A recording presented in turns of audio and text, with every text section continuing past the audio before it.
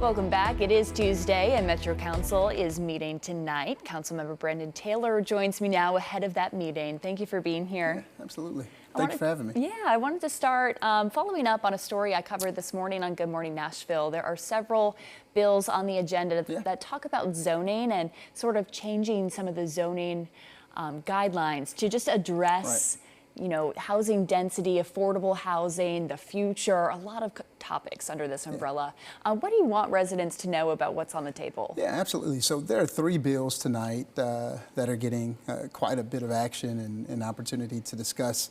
And those bill numbers are BL 2025, 1005, 1006, and 1007. And respectively, each one of those bills, 1005 will add new zoning districts, so RN and RL, and RN is residential neighborhood, which will add some density to the mix of what we have now. And when I say new zoning districts, what that means is there'll be zoning districts that developers or council members can apply for that will still have to go through readings through council for final approval.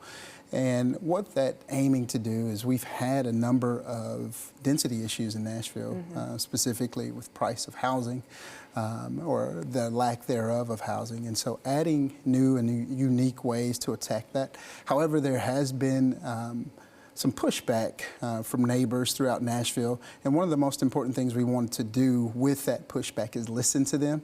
And so there'll be a public hearing tonight for those bills for members of the community to come out and share with the council their thoughts. We've heard from a lot of those members of the community. A lot of those neighbors have come out in emails or calls, and so we want them to come out today. Then, respectively, with BL 2025, 1006, more than likely, of course, some of these will continue the conversation. Some of these will be deferred, where we can listen and then receive that feedback and take it to the table and have a deeper discussion of how we should proceed. But that's basically lowering the building height. And a few other kind of code changes in what you can do with properties. If you think of tall and skinnies, so from in some places, not necessarily, but specifically in outside of the city, mostly you'll have places where you can't have 3-story buildings. You can only have 2 stories at the highest, which will help with some of the character issues that people are having. And then finally, Bill 2025-1007, that's to expand the detached accessory dwelling units. And what that is if you can simply see a tiny house in your backyard, that's a dadu, is what we call it. And so that's on the docket too, to be able to allow for dadus throughout the entire county.